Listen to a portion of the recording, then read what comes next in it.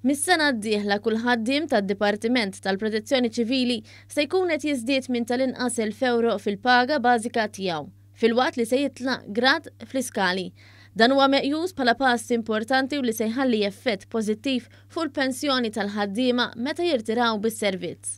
Dan tħabbar mill-Ministru għall-Intern Byron Camilleri waqt li firmar tal-ewwel ftehim kollettiv fi 22 sena l-ħaddiema tad-Dipartiment tal-Protezzjoni Ċivili li minnu se jibbenefikaw 252 ħaddiem.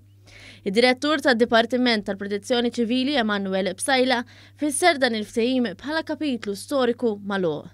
Il-ħaddiema wara 22 sena setgħu jieħdu dak li kien ħaqhom.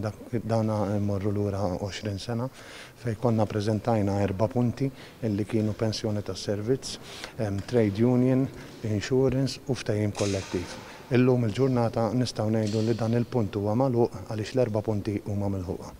Il-Ministru Camilleri qal li fost benefiċċji oħra l-ħaddiema hemm li mis-sena d-dieħla n-numru ta' sigħat ta' ħidma se jinżel minn 46 siegħa għal 40 siegħa fil-ġimgħa. Dan prinċipju li l-Gvern beda jadotta bil-ftehim kollettiv tal-Pulizija u issa qed jintroduċih f'dan il-korp dixxiplinat ukoll.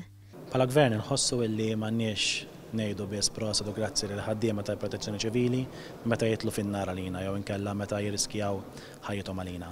U nħossu li l-aħjar mod kif nirringrazzjahom tax-xogħol tagħhom hija billi intuhom kundizzjonijiet aħjar, billi intuhom drittijiet aħjar. U dan huwa dak li qed nagħmlu llum mal-ħaddiema tal-Protezzjoni Ċivili.